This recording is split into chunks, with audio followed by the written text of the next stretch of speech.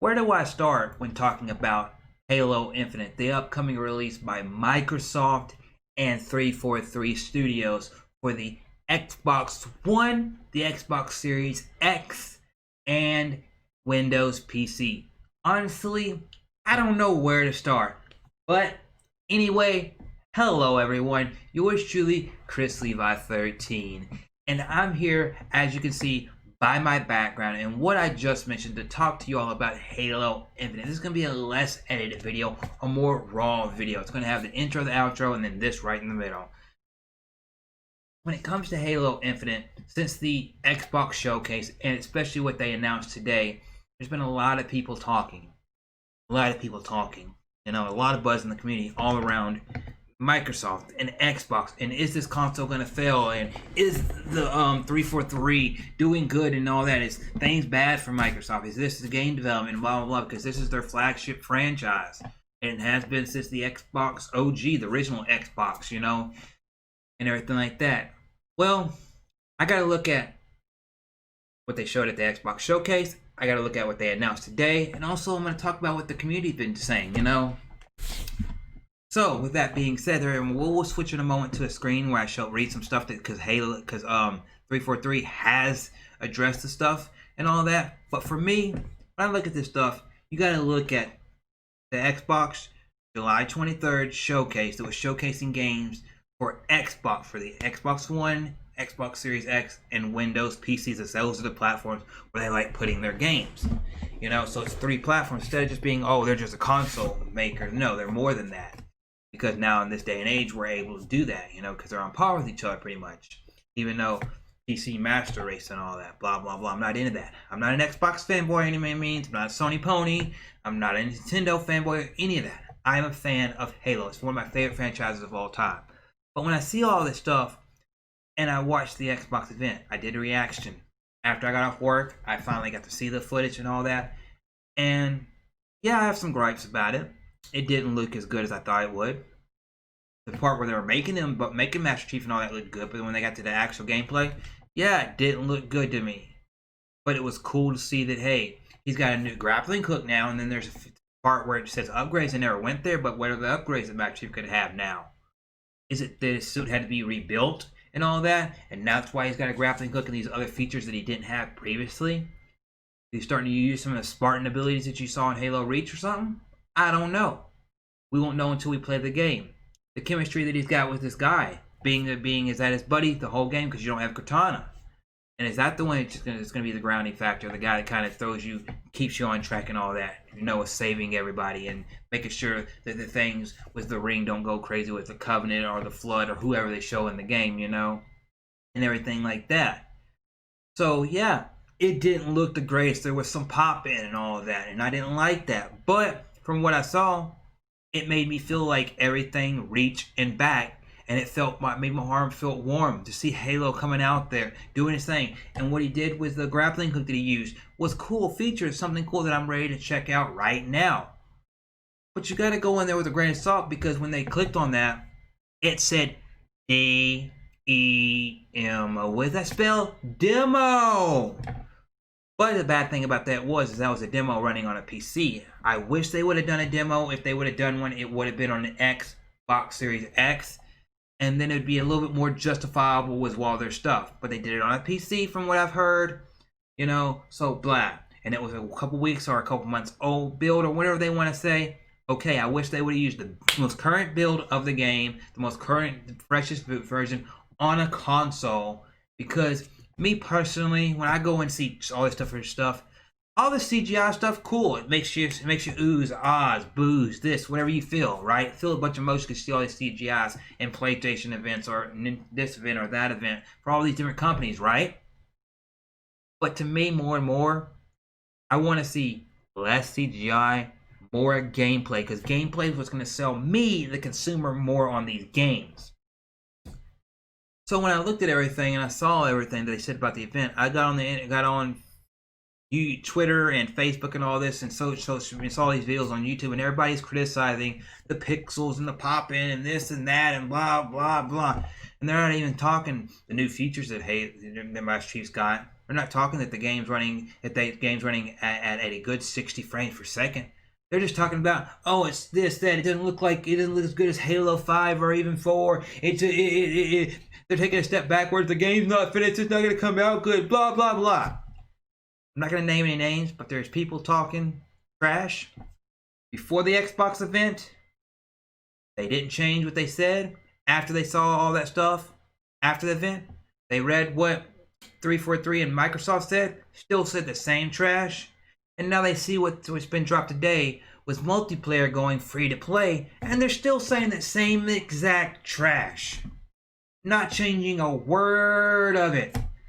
I mean, please, come on, if you're going to talk trash, at least repackage it and sell it to me a different way. Because I look at that stuff, I'm like, I read the first few lines of some people's tweets, and I'm like, oh, you've already said that. Oh, you're saying that same thing because you're a Sony pony, you're a Nintendo fanboy? Or because, oh, other developers have put out free-to-play games and all that, and Microsoft can't do that with Halo? Because they need to sell it to get a profit and all this. Headache. But anyway, we're going to switch over for the next few moments and show what they said, and then we're going to get back to the rest of my opinion, as Halo is one of my favorite franchises of all time. And hopefully this looks good, but it's more or less for me to read it to you all and show you where I got it. So the website that I'll be looking at right here is from Tech Radar, and it says Halo Infinite developers admits it has work to do over the game's polarizing graphics, which obviously that right there is what people are saying. Ooh, you know? And you got to read this right here. Halo Infinite developer 343 Industries has addressed fans' concerns about the game's underwhelming graphics and has answered other frequently asked questions too. In a lengthy blog posted on Halo 343 Halo Wavepoint, 343 Industries community manager John Junzek begins by acknowledging that the studio has heard the feedback from Halo fans loud and clear and provides an explanation on why Halo Infinite looks the way it does. Based on learnings from Halo 4, Halo 5, and Halo Wars 2, along with strong community feedback, we decided to shift back towards the legacy aesthetics that defined the original trilogy. That's 1, 2, and 3, he explained. With Halo Infinite, we're returning to a more classic art style, which was a key message going back to the very first reveal that garnered enthusiastic and positive response. This translates to more vibrant palette, cleaner models, and the objects with less noise, though it does mean less detail. Doesn't mean less detail. He admits that while some fans may not be happy with the overall art style of the game, the studio stands by its decision and is pleased it is resonating with so many fans around the world. Let me make sure if they say anything else. Halo hype.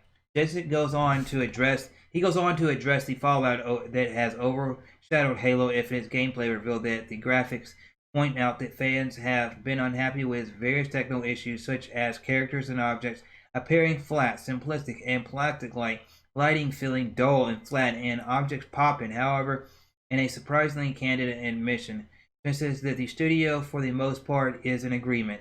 In many ways, we are in agreement here. We do have work to do to address some of these areas and raise the level of fidelity and overall presentation for the final game.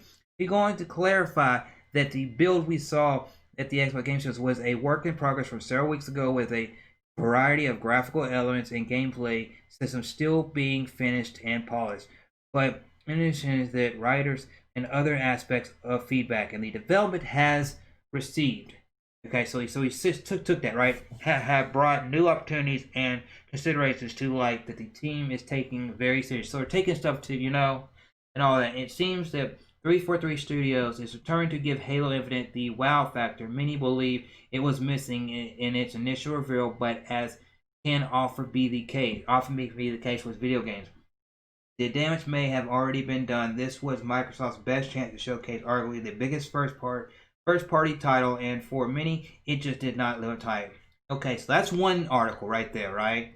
Okay, that's one article. And then the other thing they said today was also that Microsoft confirms Halo Infinite multiplayer will be free and will run at 120 frames per second. And there's the tweet right there. If you can see it on screen, it says Halo Infinite. Halo is for everyone.